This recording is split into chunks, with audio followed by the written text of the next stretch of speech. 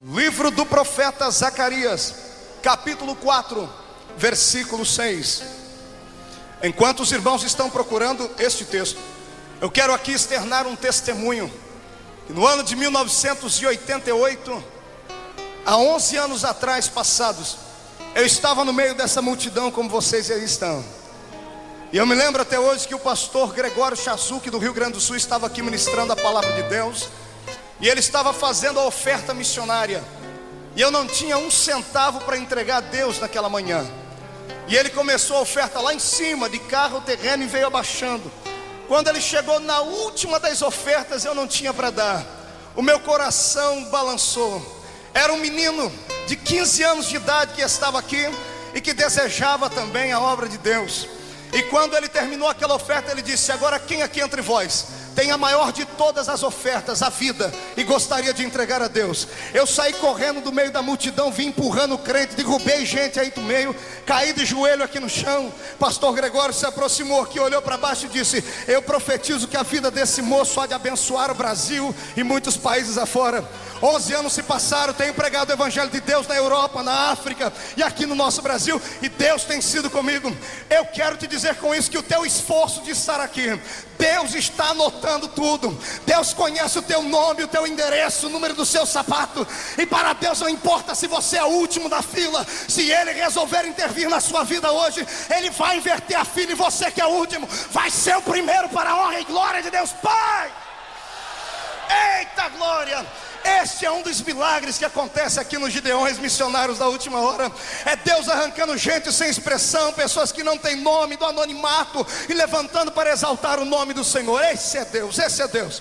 Livro do profeta Zacarias, capítulo 4, versículo 6. Está escrito aí no texto sagrado: e respondeu e me falou dizendo: esta é a palavra do Senhor a Zorobabel, dizendo: não por força, nem por violência, mas pelo meu espírito, diz o Senhor dos exércitos. Eu vou repetir a leitura, que está escrito assim: e respondeu e me falou dizendo: esta é a palavra do Senhor a Zorobabel, dizendo: não por força, nem por violência, mas pelo meu espírito, diz o Senhor dos exércitos.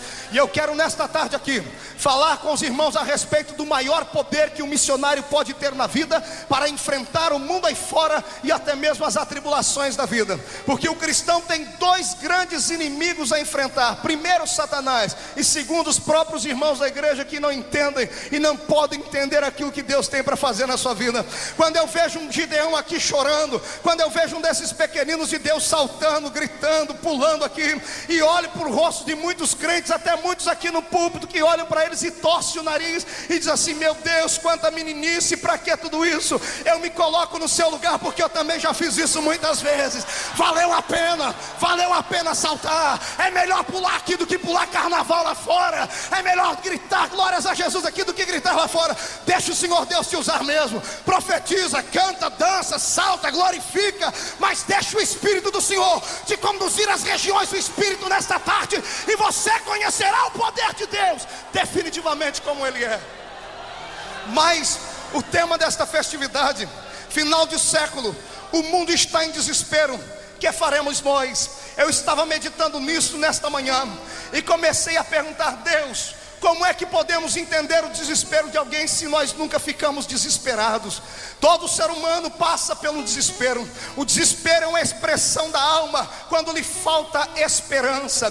Desespero é algo que nos faz chorar. Desespero é algo que nos faz sair do lugar e nos escondermos às madrugadas, quando nada vem, o sono não vem, as lágrimas chegam. Desespero é tudo aquilo que nós sentimos de contrário aos nossos anseios e aos anseios da alma. E eu quero levá-los aqui agora, em nome de Jesus, a um sentimento para você entender o que é desespero. Imagine você agora, irmão, no meio das tuas lutas, sendo lançado dentro de uma cisterna escura, bem apertadinha, bem úmida, cheia de ratos, cheia de baratas e coisas horríveis, animais e insetos peçonhentos. Imagine você jogado no fundo do poço, quando do seu lado esquerdo e lado direito nada tem para te fazer consolar. Você está jogado ali às traças, como que esperando a morte chegar, e o desespero vem e você grita e ninguém escuta. Mas de repente você olha para cima, lá naquela luzinha que ficou do lado de cima da cisterna, e vê o vulto de uma pessoa chegando. E quando você vê aquele vulto de uma pessoa chegando, a primeira coisa que vai acontecer com você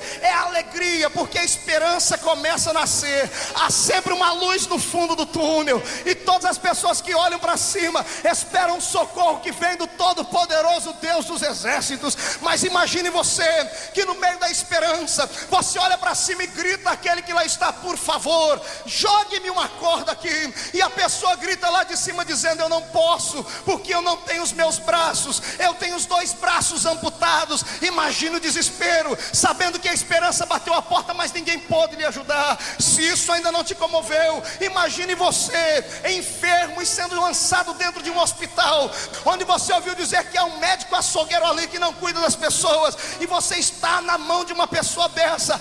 O desespero às vezes se torna maior. Imagine você com uma situação semelhante a esta. Imagine você perdido no meio de um caminho, como aqui em Camboriú muitas crianças se perdem. Já viu a expressão de uma criança quando se perde do pai? O desespero, o horror estampa no seu rosto, mas a alegria é quando alguém maior, alguém mais forte chega e toma ela pela mão e lhe conduz até o pai e a mãe. Agora imagine você perdido no mesmo caminho e ninguém para te ajudar, e você olha à frente e vê uma pessoa. A alegria vem, a esperança vem, e quando você se aproxima dela, você descobre que a pessoa é cega, que não sabe o caminho também. Este é o desespero pelo qual o mundo passa. E eu quero te dizer que as pessoas que estão nessa situação, que estão dentro de cisternas, que estão enfermas e não conseguem que eles cure, que estão perdidas no meio do caminho, é o mundo que está aí fora. E infelizmente o homem que eu disse sem os braços aqui, o médico que não tem condição de curar, e o cego, não é o mundo lá fora. Somos muitas vezes nós, a igreja do Senhor Jesus,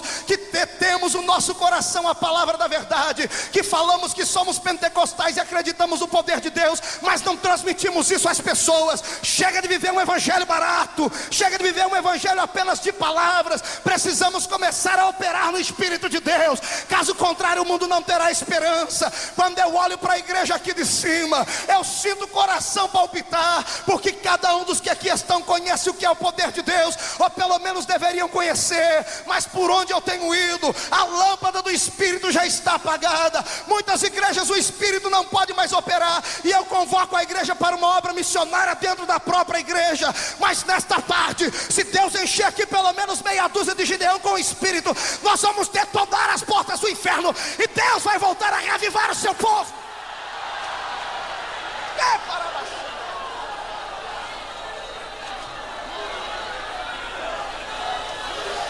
Deus está à procura de um missionário capacitado, de um missionário que detém a palavra da verdade nos lábios.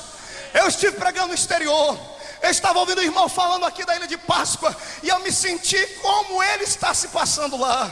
Quem já foi para o exterior para uma obra missionária sabe o que é isso. Quando eu cheguei em Angola, em Luanda, fiquei 4 dias trancado ali dentro de um quarto em jejum e oração. Satanás me visitou umas 4 vezes à noite, se materializando. Ali não tem mamãe para te escutar, ali não tem ninguém. É você, Deus, e o povo que está faminto lá fora. São feiticeiros te rodeando. Eu preguei em um culto lá com mais de 3.000 pessoas, e uma macumbeira foi fazer trabalho de feitiçaria dentro da igreja. A audácia que aquele povo tem. E aí eu olho aqui para cima e vejo que aqui não tem nenhum macumbeiro, mas pelo menos tem crente cheio do poder, que tem medo de manifestar a sua graça, tem medo de expressar o poder da sua alma, tem medo de dizer aos homens que ele é pentecostal de carteirinha mesmo. Ele canta, pula, grita, planta bananeira, diz que Jesus é bom, e deixa o Espírito de Deus se apossar.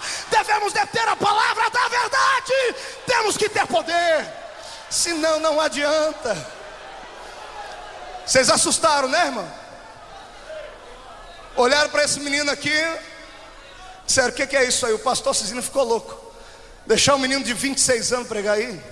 Pois é, irmão, sou um menino só por fora, por dentro tem um homem de Deus escondido aqui, que pode te levar hoje a uma experiência pentecostal genuína. Mas existem 4 poderes, no versículo que li aí no livro de Zacarias, que estão escondidos atrás das palavras, que lutam para operar na vida de um homem. Quando o profeta diz, não por força, eu entendo aqui 2 poderes, não pela força moral, nem pela força intelectual. E aí ele vai ainda mais além, nem por violência, pela força física, mas pelo meu espírito, diz o Senhor dos Exércitos. São 4 poderes que lutam para dominar a vida de um crente: a força física, a força moral, a força intelectual e o poder de Deus genuíno, que é o poder do Espírito. E eu quero aqui navegar convosco nesses 4 pensamentos, e quero aqui que vocês prestem bastante atenção, porque Deus vai mudar a sua vida se você acreditar nessas palavras aqui. Deus vai romper com todas as barreiras que te seguram ainda. Deus vai fazer com que você enxergue o céu pelo lado de dentro. Se Deus fez na minha vida, Ele vai fazer com você também, irmão. Vai fazer com você também. Deus vai fazer com você também. Eu acredito nisso piamente. Muitos lugares que eu chego aí, as pessoas perguntam: Marco, vem cá, quem é o teu pai? Teu pai deve ser um pastor de uma igreja gigantesca. E eu tenho que dizer, infelizmente, meu pai morreu há 2 anos atrás e aceitou Jesus num berço de morte. Aí pergunta: então a tua mãe deve ser uma daquelas mulheres de cabelo branco, joelho forrado de oração, diretora de um grande ciclo de oração. A minha mamãe nem aceitou Jesus ainda. Então você deve ter algum irmão que crê no Senhor Jesus e que é pastor. Ninguém na minha família é crente, eu sou filho único por parte de mãe. Aí as pessoas perguntam: então vem cá, como é que você conseguiu ser pregador? Como é que você conseguiu rodar o Brasil e foi parar no exterior? É simples. Um dia desses falaram: você deve ter algum costa quente. Eu falei: tem, irmão. O meu costa quente, ele tem a costa quente, o pé quente, a mão quente, os olhos quentes. Ele é o Espírito de Deus, é o Espírito do Senhor que é o meu empresário. Quer me contratar? Conversa com Ele. Quer ser como eu? Receba a presença dEle aí. E vamos botar para quebrar aqui, crente. Vamos tirar o pé do chão, vamos adorar Jesus. Vamos deixar o Senhor se manifestar. Mas vamos lá. O primeiro poder que luta para dominar a vida de um missionário é o poder físico. O que é o poder físico? É aquele poder que você tem aí nessa estrutura óssea, carregada por essa carne bonita, que se transforma no seu corpo. O poder físico diante da Bíblia Sagrada, ele tem quase nenhum valor. O poder físico, ele apenas nos faz, diante dos homens, sermos um pouquinho respeitados. É claro que um homem de 2 metros de altura como o irmão Evaldo bota muito mais medo de alguém do que um tampinha como eu, né, irmão? Porque se tamanho fosse dinheiro, eu servia só para troco, né? Mas graças a Deus, e quando Deus olha para alguém, Ele não olha para o tamanho da pessoa. Deus não está importando com como está a sua condição física.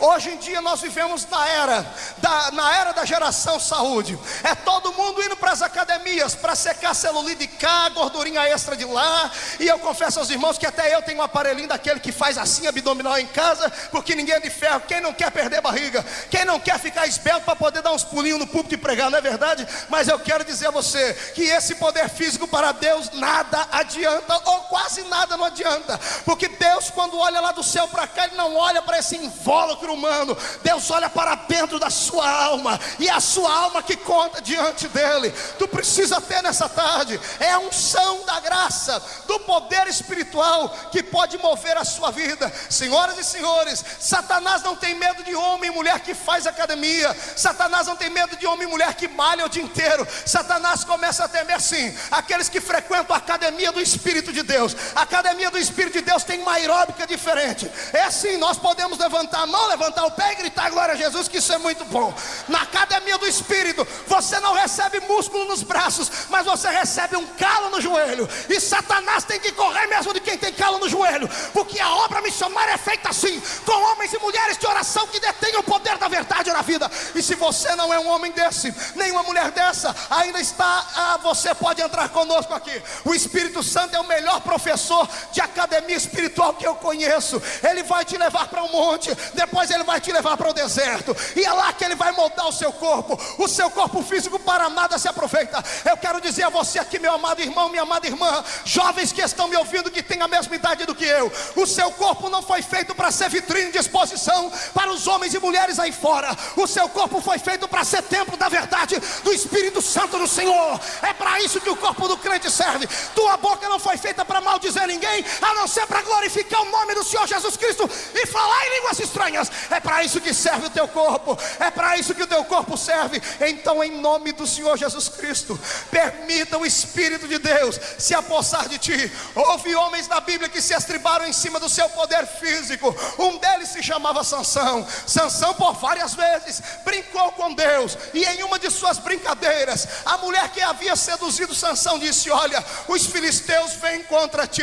E Sansão se levantou numa boa, olhou para cima, esticou os braços e disse: tudo bem, os meus bíceps estão preparados, hoje eu já levantei alguns pesos, como sempre eu vou vencer os filisteus, porque eu tenho força física. Mas a Bíblia Sagrada diz que quando Sansão se levantou, ele não sabia que o poder do Espírito de Deus havia se afastado dele. Irmãos amados, o maior poder que nós podemos ter é o poder do Espírito. Eu conheço muitos pastores, e um dia desse preguei numa igreja de um deles, que olhou para os irmãos e disse assim: olha, irmão, se a minha palavra não resolver, o meu braço resolve, porque eu sou crente, mas meu braço é braço de nordestino. Eu quero dizer a você, irmão, que para mim não importa se tu tem sangue de europeu, de nordestino na veia. Para ser um cidadão do céu, para ser um missionário do Deus vivo, tem que ter o sangue de Jesus Cristo na veia, para poder sim, fazer alguma coisa. Quer tirar uma queda de braço com Satanás? Tire, mas tire debaixo da unção e da graça de Deus, senão não adianta, você vai ser derrotado, você vai ser derrotado.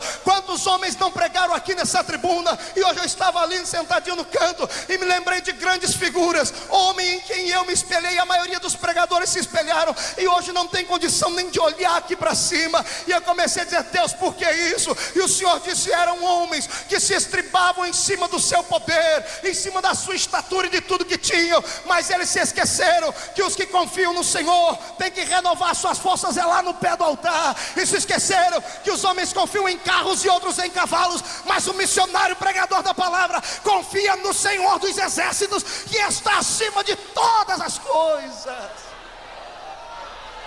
O poder físico para nada adianta, missionário. Eu estava pregando no Rio de Janeiro um dia desse, o irmão me mostrou um pastorzinho. O pastorzinho era desse tamanho, menor do que eu. Dei risada e fiquei muito alegre, porque quando eu encontro alguém menor do que eu fico todo e todo, né, irmãos? Porque raramente a gente não acha. E quando eu olhei para aquele irmão, o moço me contou: Marco, tá vendo esse camarada aí? Eu falei: sim. Esse homem um dia desse foi fazer um trabalho no morro aqui no Rio de Janeiro, e quando ele vai subindo para lá com a sua biblinha no canto, e a sua roupinha toda com a listinha só na testa, lá no seu terno, no meio do caminho, 4 bandidos lá armados pararam ele, e um deles ousou pegar uma arma, colocou na fronte do pastor e disse: me dá dinheiro. E ele disse: eu não tenho dinheiro para dar. Ele disse: então pode começar a rezar, moço, porque tu vai morrer. E ele olhou para ele assim, irmão, a arma estava aqui, pelo que o irmão me disse. Ele virou para frente, pegou no cano do revólver e colocou a arma na testa dele. E o pastorzinho olhou assim para ele e disse: olha, se você tem coragem, é melhor puxar esse revólver agora, porque antes de você puxar esse gatilho, o meu Deus é capaz de te fulminar morto aqui, em nome do Senhor Jesus. Aleluia! E todo mundo começou a rir dele. Os bandidos falaram: gente, vamos deixar esse crente louco embora. Olha, o homem está falando besteira, enfrentando a gente com um cano de ferro desse na mão. Um camarada é doido, é crente de Bíblia mesmo. E lá vai o irmãozinho dando glória a Deus, dizendo: Deus, eu enfrentei os homens e venci, né? Aí um dos bandidos ousou mexer com ele e disseram assim para ele: ei, crentinho, olha lá, e o seu Deus vai te defender. Ele disse que quando ele olhou para trás assim, irmãos, irado porque eles haviam zombado dele, quando ele viu os 4 bandidos lá, o lugar foi tomado de anjos de Deus. E um homem lá catou, ele viu quando um anjo de Deus catou pelo cabelo daquele bandido que estava com a arma na mão, e o anjo gritou com ele: mata agora ou depois? E ele disse: não, Senhor, não precisa matar, eu vou ganhar eles para Jesus. Eu sei que muita gente não acredita nisso, mas crentes lá do Rio de Janeiro sabem o que é isso. Eu já preguei várias vezes lá, e os anjos de Deus passeiam no meio daquela cidade, porque há poder espiritual. Onde abunda o pecado, superabunda a graça. Deixa o poder de Deus te dominar.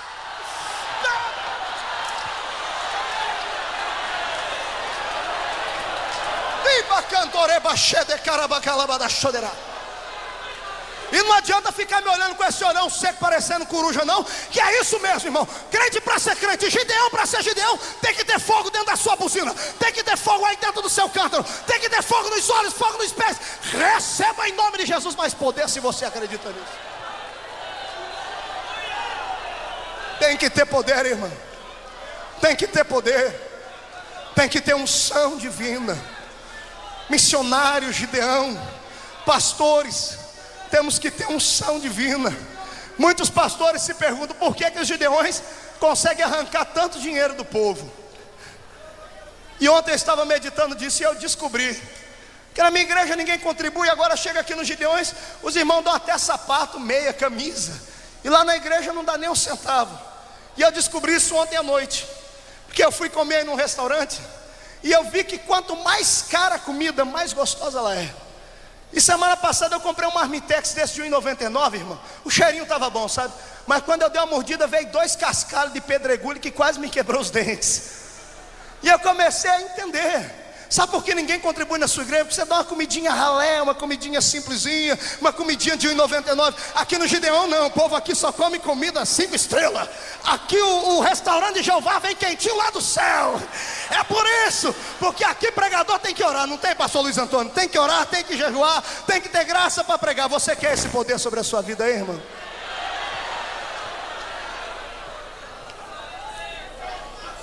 Eu cheguei em Londres para pregar na Inglaterra, ali em Kensington, e o pastor que me recebeu lá no aeroporto de Londres olhou para o meu tamanhozinho assim, mas falou: é você que é o pregador? Eu falei: por quê, pastor? Porque o pastor lá é desse tamanho assim. E ele falou: então vamos pregar lá na minha igreja. Cheguei na igreja dele lá, olhei para aquele povo, e ele disse: Marco, vamos ter uma reunião antes aqui. Me levou lá para o escritório dele junto com os diretores da igreja, que ele disse: olha, se você veio do Brasil para nos trazer um simpósio de teologia e doutrinas, é melhor você voltar para sua casa. Por que isso, pastor? Porque o europeu comeu tanta teologia, tanta palavra, que está vomitando palavra. O povo aqui quer ver manifestação de Deus. Quando você prega, Jesus batiza com o Espírito Santo. E por quê? Porque se Jesus batizar com o Espírito Santo, você vai poder pregar. Porque há 10 anos Jesus não batiza aqui. E eu falei: o que é, companheira? Foi a verdade. Eu falei: mas como? Ele falou: como? Não tem como. O dinheiro, o europeu é rico, o europeu tem muitas posses.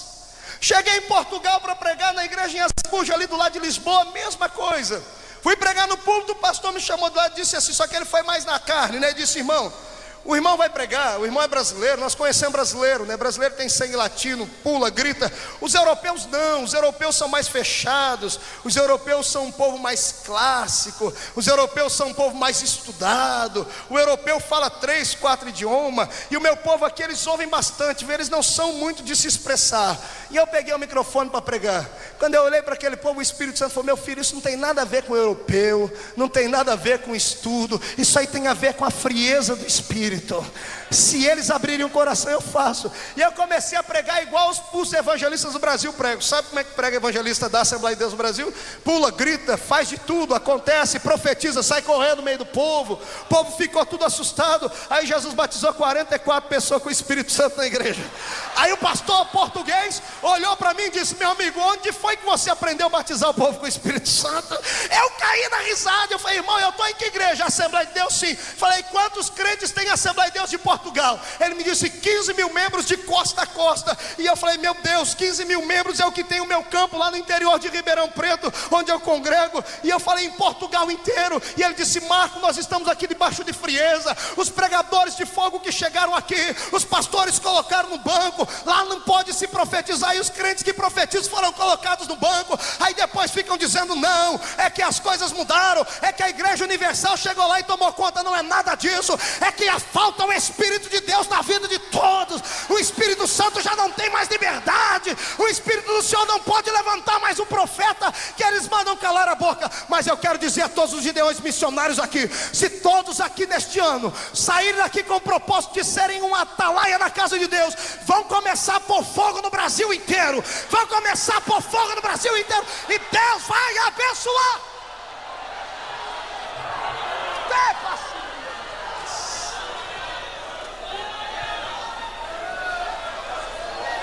Mas ainda tem o poder moral.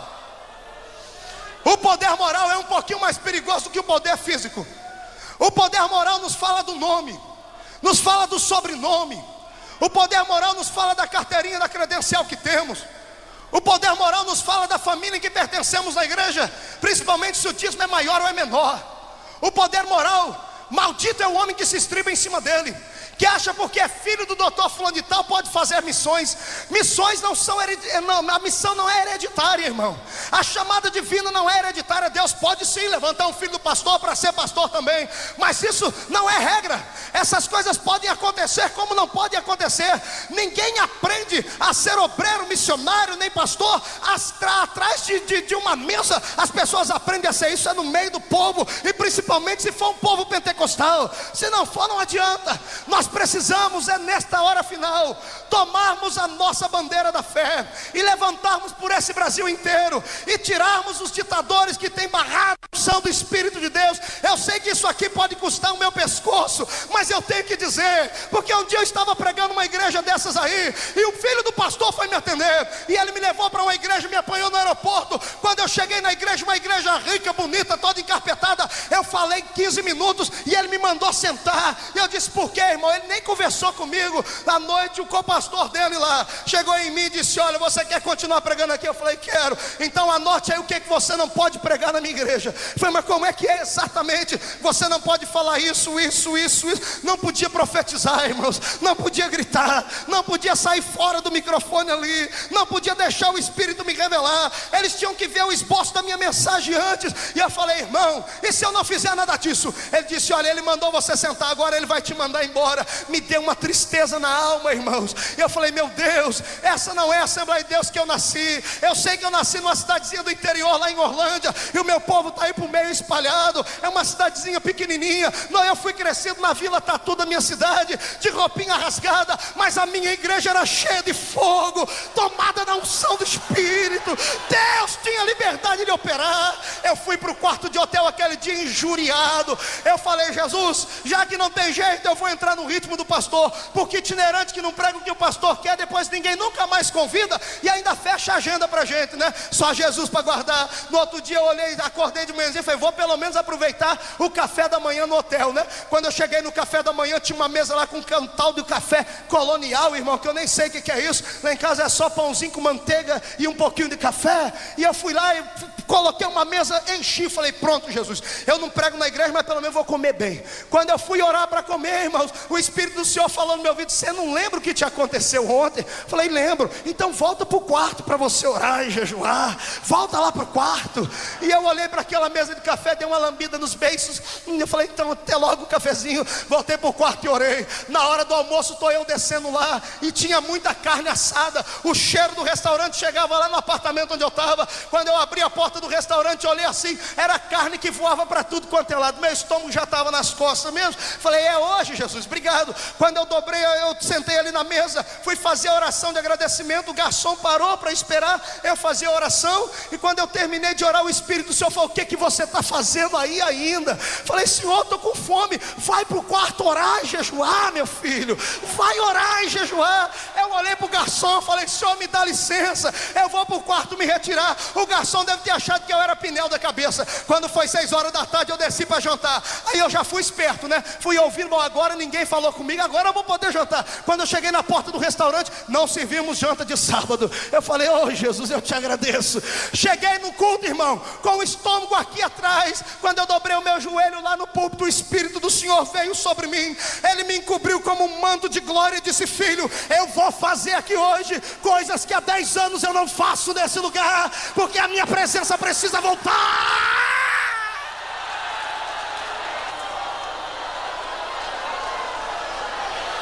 O que falta na nossa vida é poder de Deus, é unção e autoridade de Deus.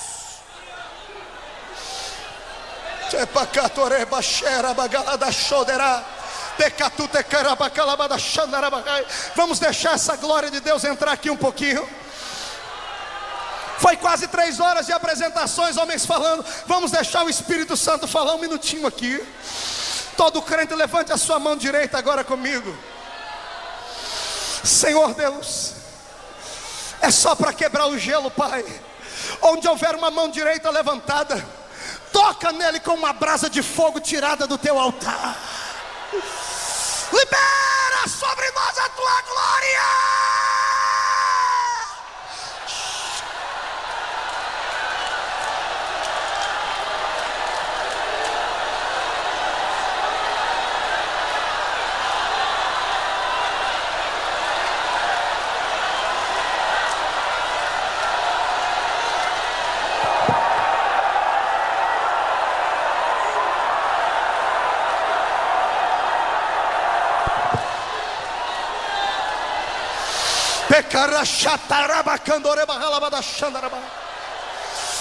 Querido obreiro de ministério que é mais velho do que eu, não fique constrangido em dar glória a Deus quando um menino prega, não. Deixa o Senhor te tomar também, renovar o teu ministério, encher a tua vida. Vamos nessa noite aqui, nessa tarde, exaltar o nome do Senhor e entronizar o Espírito na nossa vida.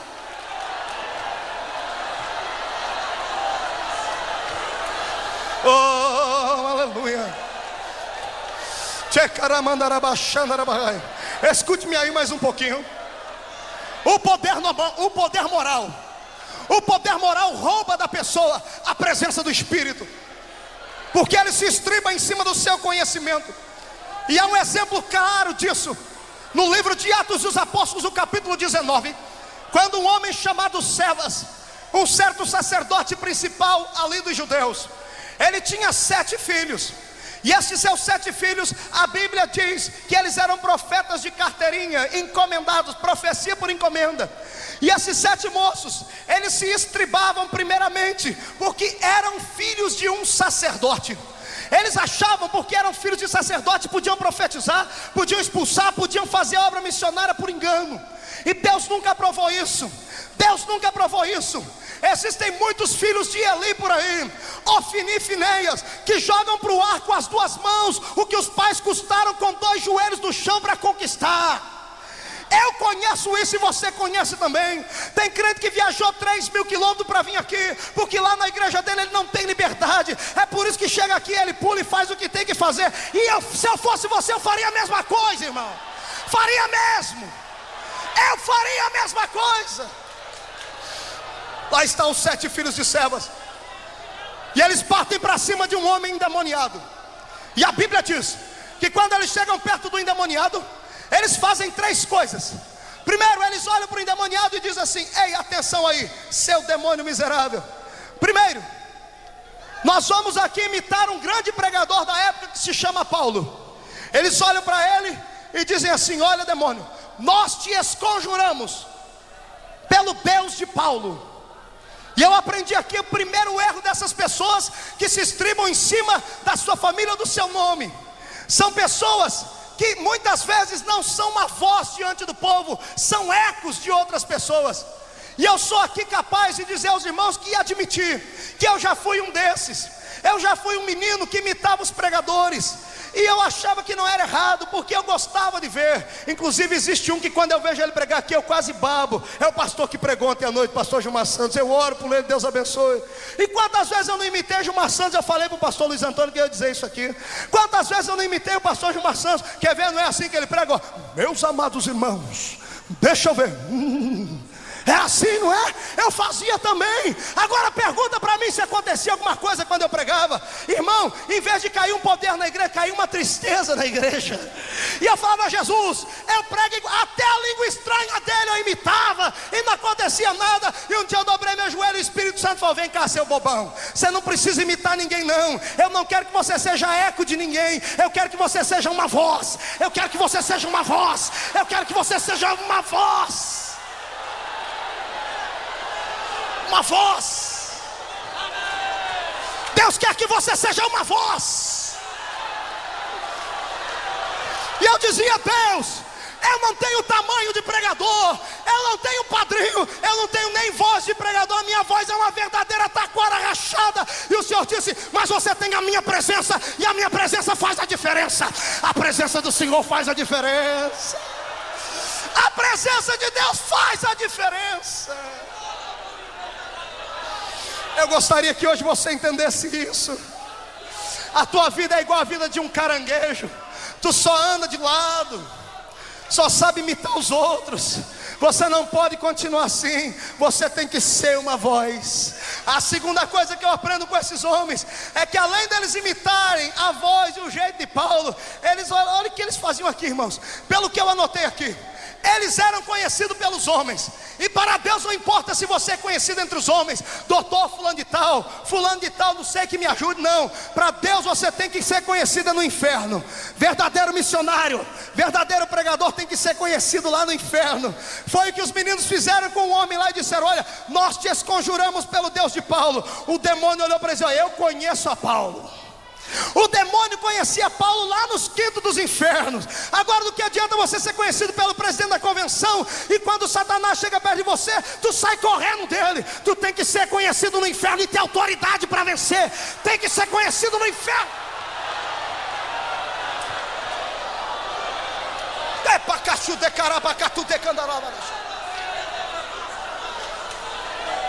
O dia que eu fui embarcar para a África, eu fiquei 6 dias no Rio de Janeiro para o consulado me liberar o visto, porque o raio do cônsul lá, ele era macumbeiro.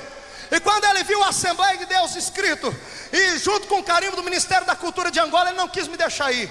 Ele arrumou defeito no meu nome, arrumou defeito no número do meu passaporte, arrumou defeito nos dias que eu ia ficar lá, arrumou defeito em data. Eu sei que foi uma semana de prova. No último dia eu sentei lá dentro daquele consulado e disse: Deus, se tu é Deus mesmo, eu invoco agora aqui a presença do anjo lá de Angola, porque cada nação tem um anjo. Senhor, eu quero que o Senhor mande aqui aquele anjo criolão bem forte, 2 metros de altura, com aqueles bíceps assim, malhados aí no forno de Jeová, e que ele venha aqui com a espada forte e dê um jeito nesse cabra safado aqui, porque eu quero ir pregar o evangelho. Daí a pouco o telefone tocou lá da Angola. Quem era? Um homem muito mais poderoso que ele, ministro da defesa de Angola, o doutor Kundi Payama. Ele ligou para o cônsul e disse: deixa esse menino entrar aqui no meu país, mas não tem nem mais nem menos, deixa ele entrar aqui, senão eu te arranco desse lugar aí. Aí o homem veio para mim, pediu carteirinha. Eu olhei para ele assim, eu olhei para ele e disse: meu amigo, não tem jeito, tu pode ser macumbeiro, eu sou poderoso no Senhor dos Exércitos. Tu pode ter 2 metros de altura e eu sou uma tampinha, mas maior é o que está comigo do que aquele que está com você.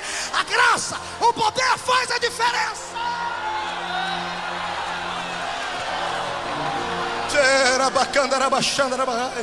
Quem você pensa que é, irmão? Tu está achando que você é o quê? Gideão, missionário da última hora, tu está achando que você é o quê? Está achando que você é só mais um desconhecido no meio da sociedade? Você é muito mais do que isso. Vós, ministros, sois muito mais do que aquilo que vocês pensam. Meu ministério é pequeno, é novinho, tem 3 anos que eu prego. Há 3 anos atrás, eu era o pior diácono da minha igreja, eu batia até em criança. Só o sangue de Jesus. Meu pastor está aí para o meio, ele que sabe disso. Minha esposa está ali, quando eu falo isso, ela baixa a cabeça e fica vermelhinha. É verdade, eu não tenho medo de admitir o que eu fui, porque a minha vida pode ser um espelho para a tua. Aí eu fui pregar lá no estado da Bahia. Preguei 22 dias lá em Salvador. Quando eu estou vindo embora de avião, cansado, arrebentado, pregava de manhã, de tarde, de noite. Cadê os baianos? Tem baiano aí? Gente, esse povo é bom, viu, irmão? Esse povo faz vigília, ora, vai para o monte, que coisa tremenda. E eu fui lá no meio desse povo, só que lá eles arrancam o couro, queima a gordura, quebra os ossos. Eu preguei todo dia, de manhã, de tarde, de noite. No último dia eu estava chamando Jesus de Genésio já, não aguentava mais. Eu entrei dentro do avião da Varg e sentei lá e me entreguei à fraqueza. Chegou um cidadão perto de mim, mais bonito que o Reuel, assim, muito mais bonito que você, fortão. O homem usava um cabelão assim, grisalho, e ele passava aquele negócio que as irmãs usam para endurecer o cabelo, tal do gel, é aquele negócio lá.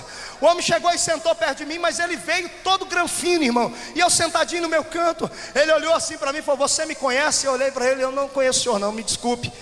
Quando pensei comigo, por que devia conhecer? E ele falou: então me dê licença que eu vou me apresentar. O homem foi lá, ficou em pé no corredor do avião, olhou para mim, ele deu uma arrumada assim na cinta dele, para lá e para cá, passou a mão naquele cabelo e disse: eu sou ministro do Tribunal Superior do Trabalho aqui em Brasília.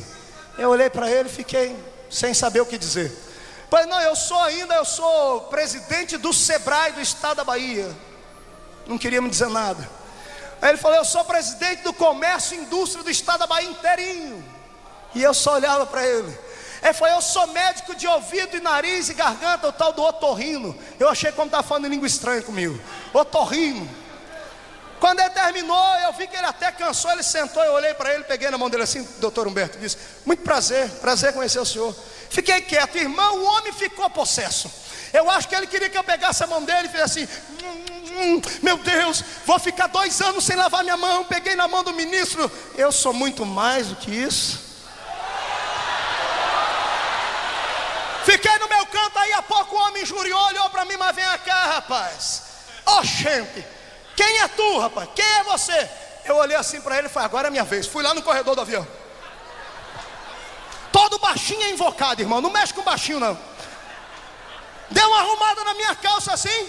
Olhei para ele, não precisei passar a mão no cabelo, porque o cabelo já é duro. Eu olhei para ele assim e falei: doutor, eu também sou ministro. Ele olhou para mim, deu uma risada, uma gargalhada. Eu acho que ele está rindo por quê? Você é ministro do quê, rapaz? Por que esse rostinho de neném aí? Eu falei: doutor, eu sou ministro do Evangelho de nosso Senhor e Salvador Jesus Cristo.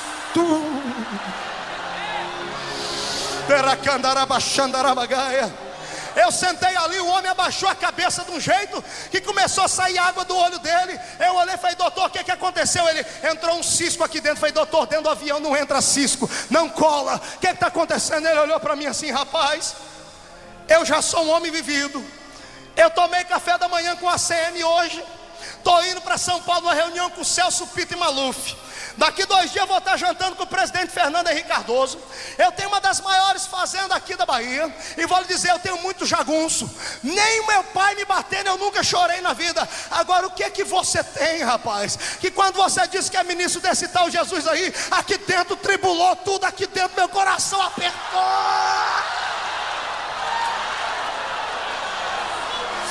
Eu olhei para ele assim, eu falei: doutor, eu tenho uma coisa que o presidente da república não tem, deveria ter. Eu tenho uma coisa que nem o Bill Clinton lá dos Estados Unidos, que diz que é evangélico, não tem, porque não acredita em evangélico que te leva uma vida de adultério infame. Eu tenho uma coisa que nem o senhor tem. Eu disse: o que é? Eu tenho o Espírito Santo de Deus na minha vida, e o poder dele faz a diferença.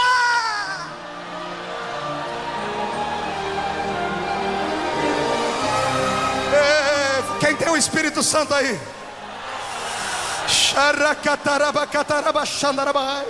Se você tem o Espírito Santo, abraça o Espírito aí. Abraça ele e diga: obrigado por eu te ter. Eu não sou tão pequenino não. Querido obreiro, o Senhor te conhece porque o Espírito está sobre a sua vida. Não é por causa da tua credencial, é por... Ainda existe o poder intelectual. Pode adorar, pode gritar, pode plantar bananeira aí se você quiser. Ainda existe o poder intelectual. E o poder intelectual, ele é maior que o poder físico. Porque através do poder intelectual, o homem domina o leão. Através do poder intelectual, um homem domina uma massa. Através do poder intelectual, o homem pode fazer muitas coisas. Mas para ser um missionário, este é o último requisito de Deus. Porque Deus não busca homens capacitados, Deus busca homens tomados no Espírito. A capacidade é Ele quem dá. Foi o que olharam para o apóstolo Paulo um dia e disseram: vem cá, que faculdade foi que você estudou para falar tão bonito? E Paulo disse: eu, quando fui ter convosco, não fiz em sublimidade palavras de sabedoria humana, mas tudo o que aconteceu foi por mera vontade de Deus, porque eu fui ter convosco em demonstração de Espírito e poder. O que faz a diferença é o poder. Sem o poder não adianta. Quer ver? Vai aqui um aviso aos cantores. Já viram que tem cantor que sobe aqui, canta um hino, e você até conhece o hino, mas não acontece nada na esfera espiritual. Agora sobe outro, canta o mesmo hino, e parece que o céu vai cair dentro da igreja. O que faz a diferença não é a voz, o que faz a diferença é o Espírito que está em nós. É isso que faz a diferença. É isso que faz a diferença. Aleluia. Deus eterno. Temos que ter o Espírito. A intelectualidade humana não leva o homem a muitos lugares. A intelectualidade humana pode te levar lá do outro lado do mundo, mas jamais te levará ao cumprimento das missões que Deus quer realizar. Deus precisa de crentes que entreguem a sua vida, que tenham desejo e não tenham medo de deixar o Espírito tomar conta deles. Eu vim agora de um congresso em Curitiba. Cadê os paranaenses aí?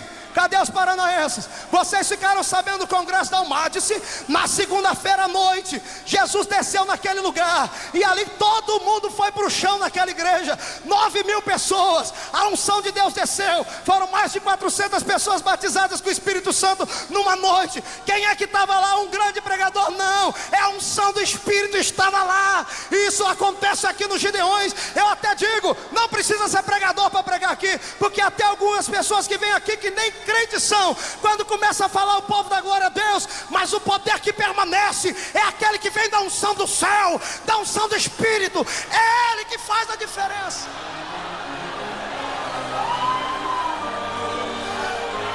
Assembleia de Deus, olhe para mim.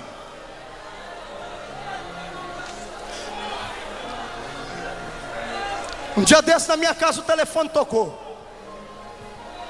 E eu atendi a linha do outro lado, um cidadão me convidando para pregar na igreja dele. Quer deixar o itinerante contente, é convidar ele para pregar na sua igreja. Amém? Glória a Deus. Quer deixar o itinerante inteligente, é convidar ele. Alegre, é convidar ele. E eu estou lá, o irmão falou: quero você pregar na minha igreja. O senhor está sentindo de me convidar? Eu estou sentindo de ir. Me dá aí o telefone, o endereço, que eu já estou indo. Quando ele agendou tudo, ele disse: eu falei, onde é que é a sua igreja? Ele entendeu errado. É a minha igreja, a igreja batista. Calma aí, renovada? Não, batista tradicional. Eu falei: mas o senhor ligou para o homem errado. Ele falou: não, você não é Marco Feliciano da Assembleia de Deus. Eu falei: sou eu. Então liguei para o lugar certo. Eu falei: não, o senhor ligou para o homem errado. A sua igreja não é aquela? Foi essa mesmo, é aquela que não pode dar glória a Deus. Mas o que o senhor quer que eu vou fazer aí? Me falaram que no seu currículo você pula, grita, planta bananeira, interpreta, fala em língua estranha, sai correndo no meio do povo, diz que Jesus é Deus. Eu quero você pregando. Eu falei: por quê? Porque eu estou cansado da geladeira da minha igreja. Eu quero ver o meu povo pegar fogo também. Eu falei: é isso mesmo? Aí eu falei, eu fui mais na ferida, né, irmão? Eu falei assim: companheiro, espera aí. Tem alguma... o dedo de Jeová deve estar aí.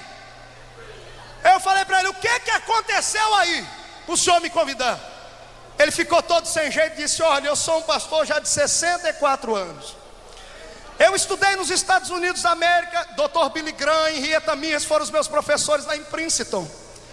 Eu sei falar inglês, sei falar um pouquinho do grego, eu sei falar alguns idiomas. Eu prego há 40 anos, sou pastor há mais de 30. Só que um dia desse eu estou pregando na minha igreja aqui, e eu olho para o meio do meu povo, o povo estava dormindo. Tinha gente que só acordava porque batia a cabeça no banco da frente. Toc. Eu tampei assim o microfone, pastor Cizinho, no telefone, e pensei comigo: na Assembleia de Deus está assim também, algumas por aí. Queima, Jesus. Falei: então tá bom, meu senhor, mas o que aconteceu? Ele disse: aí, Marco, no meio dessa frieza toda, eu cheguei em casa e desconjurei minha mulher. Falei: filha, eu preciso de um renovo no meu ministério, aos 64 anos de idade. E ele dobrou o joelho e falou: Deus, eu preciso de um renovo na minha vida. E ele, com toda a intelectualidade dele, não conseguiu levar um povo ao avivamento. Aí ele deixou a intelectualidade de lado e colocou o joelho no chão. Aí Jesus atendeu ele. Ele falou que dormiu aquela noite. Quando ele dormiu, apareceu uma visão: um homem de branco com um giz na mão. E o homem começou a escrever na lousa umas palavras, e ele olhou para aquilo e acordou assustado. Quando ele acordou na casa dele, a mulher dele disse: o que foi? Ele disse: eu tive um pesadelo. Ele sonhou com um anjo e teve pesadelo. Foi lá para a cozinha dele, bebeu água gelada, voltou assustado, dormiu de novo. Quando ele dormiu, o anjo estava no mesmo lugar, com giz na mão, cruzado. E aí, agora podemos ir? Eu falei: mas e aonde? Você não pediu uma renovação? Pedi. Então é isso que Deus vai te dar agora. Ele falou assim: não tem jeito de sair fora. Ele disse: agora não dá mais, você já entrou dentro. O que é que eu tenho que fazer? O anjo disse: primeiro você tem que aprender a falar essas palavrinhas aqui. E o anjo começou a escrever na lousa. Ela falou: Marco, eu entendo várias línguas, mas aquilo lá eu não entendia não, rapaz. Eu olhava para aquilo, a língua dobrava, eu fazia biquinho e não saía. Aí eu falei: me ajude aí. Aí o anjo começou a soletrar, e ele começou a falar. E foi Marco, quando foi lá pelas madrugadas, eu acordei sentado na minha cama, chorando, falando o raio das línguas que os crentes da Assembleia de Deus falam.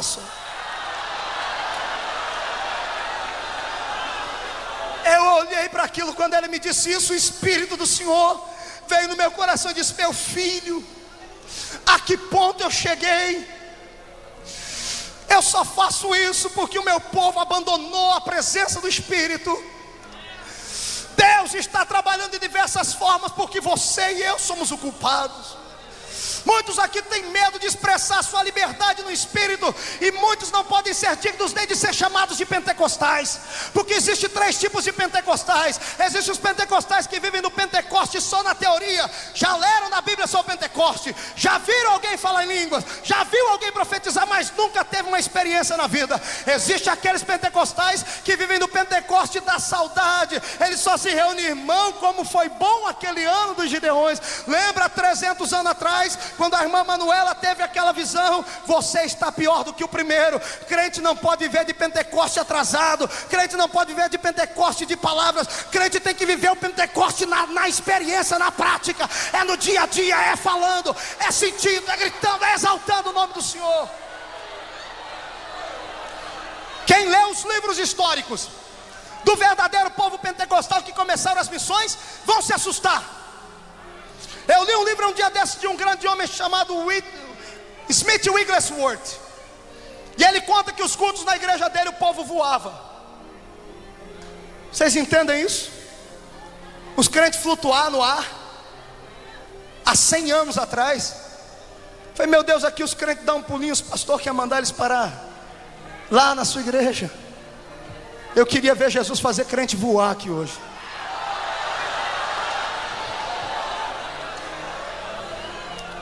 Quantos foram no encontro mundial das Assembleias de Deus aqui em São Paulo esse ano que passou? Quantos paralíticos levantaram lá? Quantos cegos viram? E lá tinha quase 1 milhão de pessoas. Aqui nós temos 10%, mas ontem à noite o cego viu aqui. Fazem-se reuniões pentecostais, mas o Espírito não tem liberdade. São troca de favores. Vem pregar o doutor fulano de tal do outro lado da Ásia, da Europa. O sangue de Jesus Cristo tem poder. Precisamos de homens tomados, inflamados na graça. Precisamos de poder, de autoridade, de algo que venha abalar. Senão é melhor ficar trancado dentro de casa. Senão é melhor ficar levando essa vida pobre e miserável que você tem aí. Querido obreiro do Senhor que veio aqui a Camboriú, leve essa unção para sua casa, lá para sua igreja. Quem sou eu para lhe dar esse conselho? Sou um menino, como você já disse. Posso não ter nem barba no rosto, mas leve para sua casa essa unção. A Assembleia de Deus nasceu debaixo de fogo e precisa de fogo para continuar subsistindo. Senão nós vamos virar igrejas batistas tradicionais.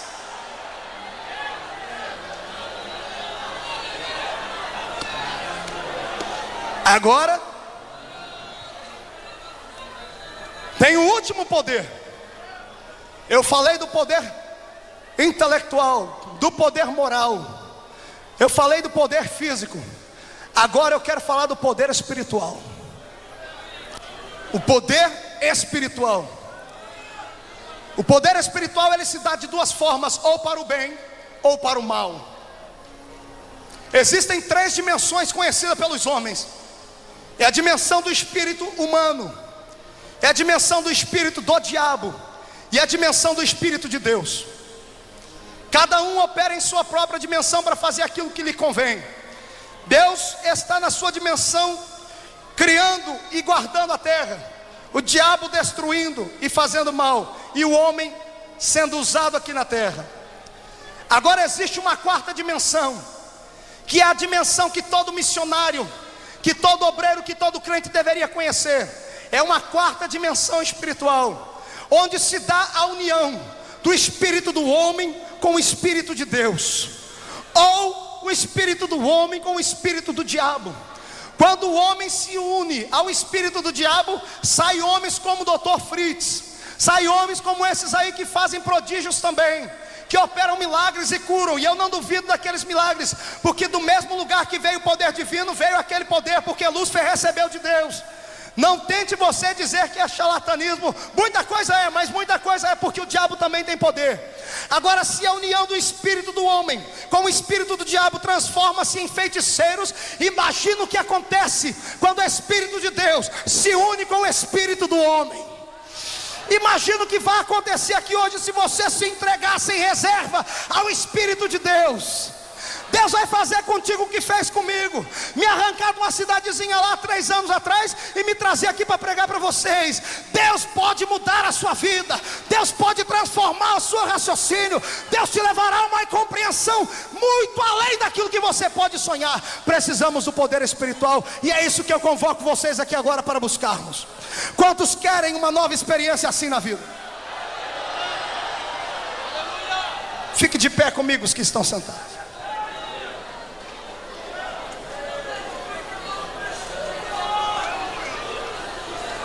Na última cruzada que nós tivemos ali em Luanda, com mais de 15 mil pessoas no meio da rua, o governo, que não queria me deixar entrar no país, mandou representantes lá para filmar, porque paralíticos levantaram, cegos viram e surdos ouviram.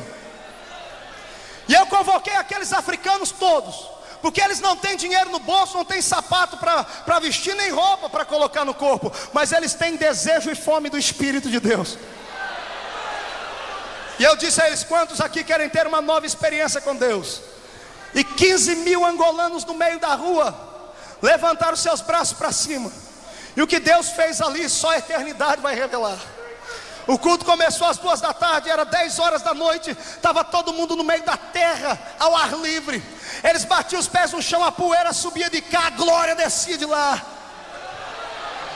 Pastor Francisco me ligou esses dias: sabe para onde é que aqueles africanos estão mandando missionário? Para os Estados Unidos da América. E eu falei: mas como pode, pastor? Vocês não têm dinheiro. Ele disse: nós não temos dinheiro, mas nós temos uma nova experiência do Espírito que você nos ensinou. Estamos indo para a América pregar o Evangelho. Vocês querem uma nova experiência com Deus? O que você tiver na mão, vê se tem jeito de colocar no banco aí. Pastores também.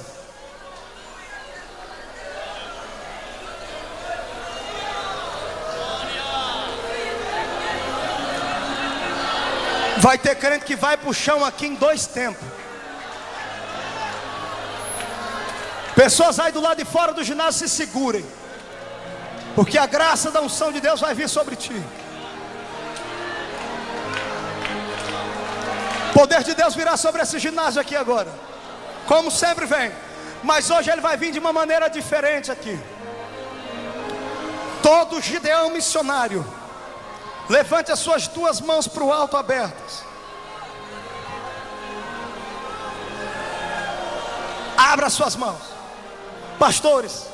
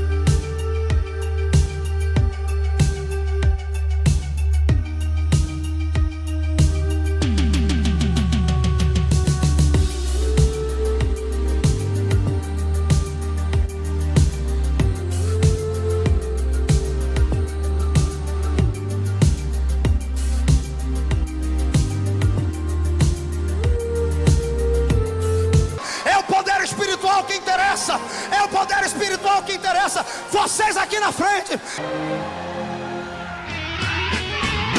o tempo de avivamento, é agora, pode soprar.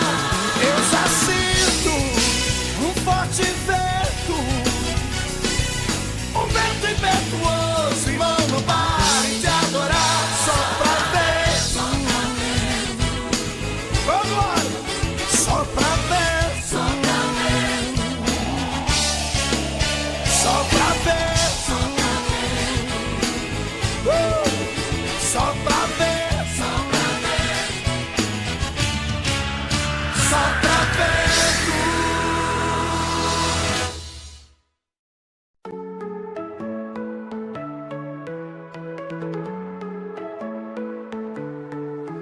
In the quiet of the autumn night, a gentle breeze whispers its delight.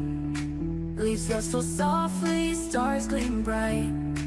In your arms everything feels right. Moonlight paints our shadows tall. In the breeze I hear your call.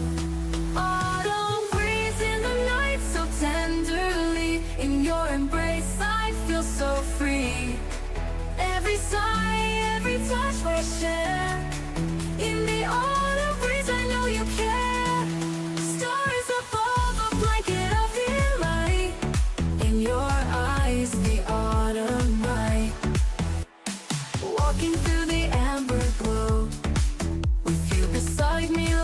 stars to